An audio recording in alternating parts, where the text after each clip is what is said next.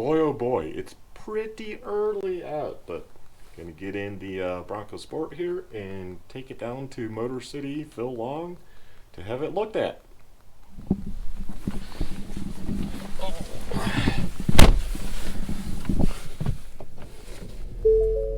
Whew.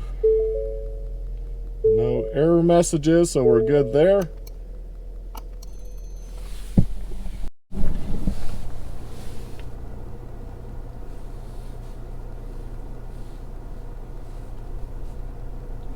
You can see how the backup camera works. That's why I'm doing that. Figured, well, why not? Moving out of the driveway, I can use my mirrors.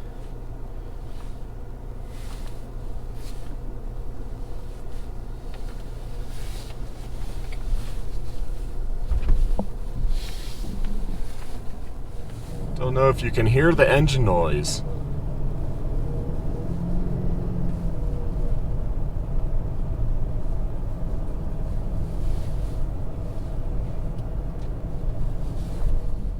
So I know it's dark, so you probably can't see me well, but can you hear the noise in the back? It's like a rattling when I hit bumps.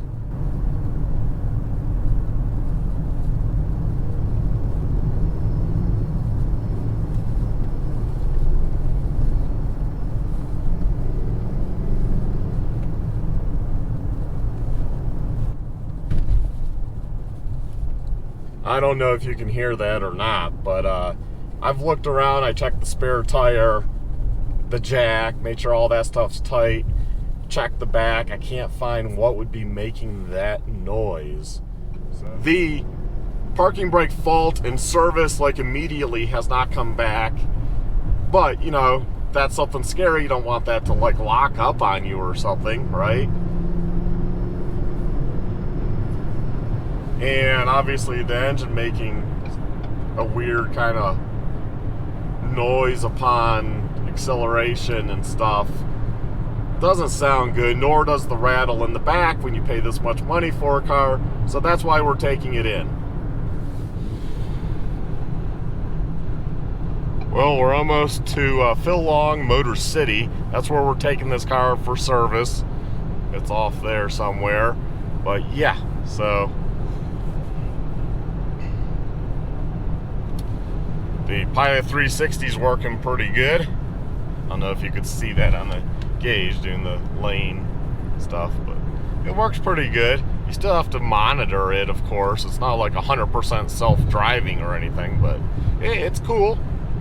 It's a good step forward.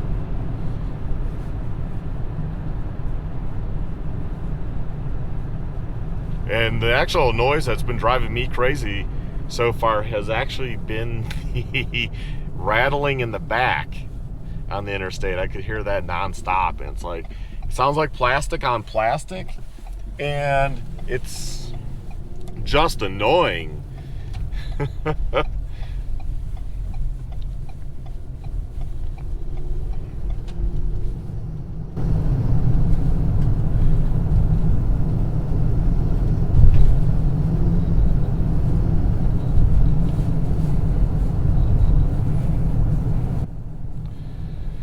So, yeah, anyways,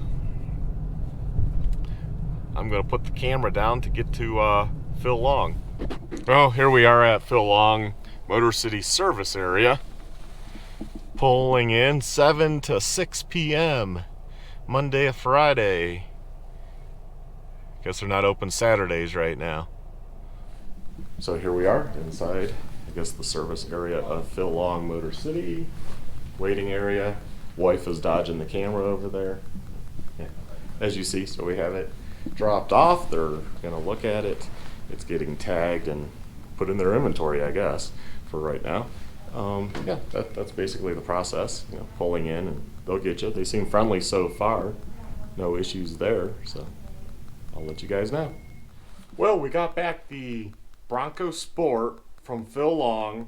They claimed we couldn't hear the sound.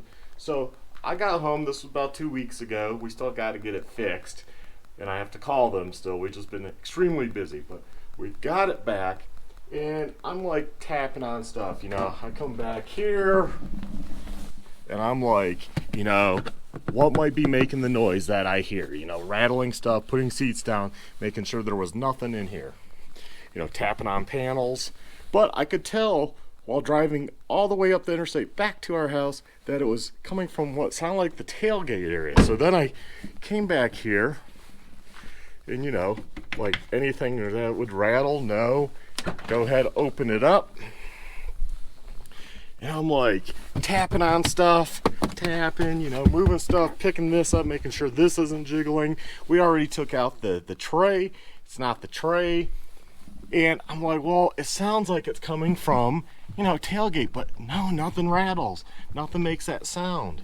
So I'm like, well, there's no dome light right here, but let's tap stuff. So I start tapping here, and then I come up here.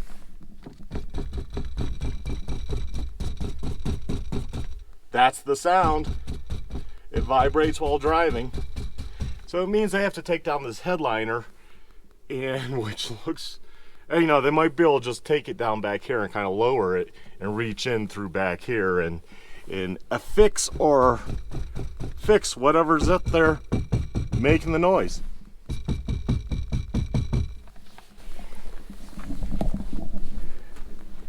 So it literally took me, see, I stopped and got gas, and while it was filling, I was tapping on stuff in the back seat.